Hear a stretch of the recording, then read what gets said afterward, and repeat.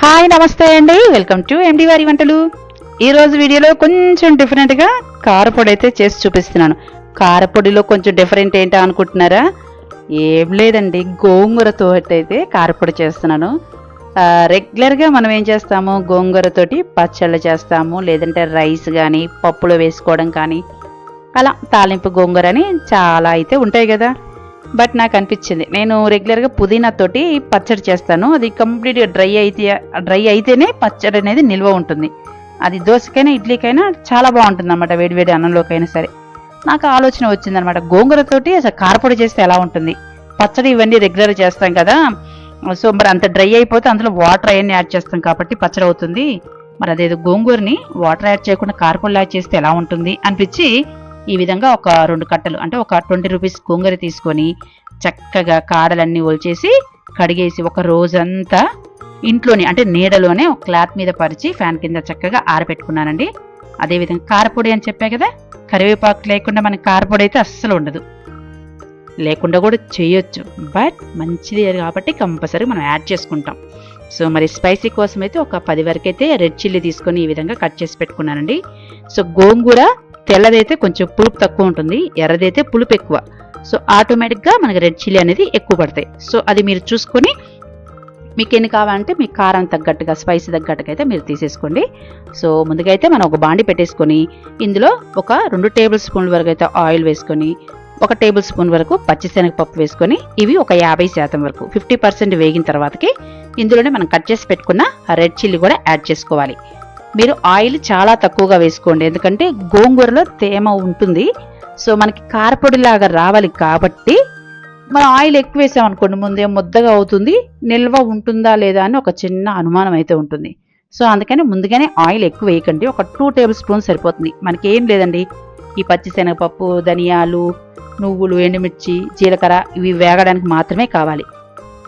ఓకేనండి, పచ్చిశనగపప్పు 50% వేగాక రెడ్ చిల్లీ వేసుకొని అవి కూడా వేసుకొని ఒక 30% వేగిన తర్వాతకి ఇందులోనే 2 టేబుల్ స్పూన్ల వరకు ధనియాలు, అవి 80% వేగిన తర్వాతకి ఇందులోనే 1 టేబుల్ స్పూన్ల వరకు జీలకర్ర, 2 టేబుల్ స్పూన్ల వరకు అయితే నువ్వులు.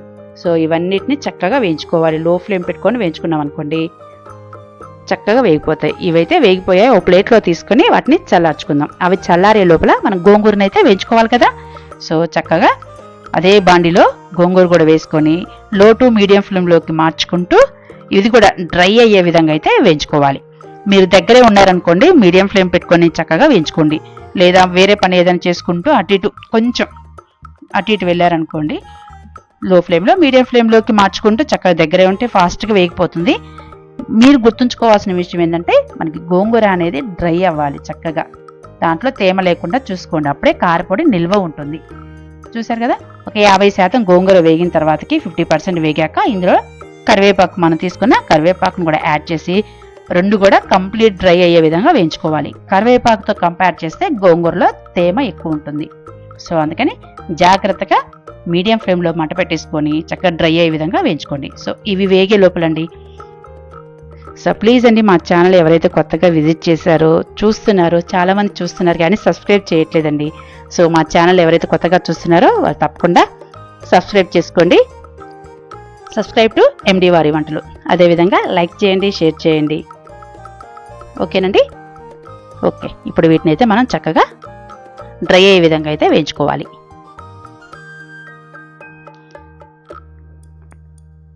ఇవి ఆల్మోస్ట్ అయితే వేగిపోవడానికి వచ్చాయండి.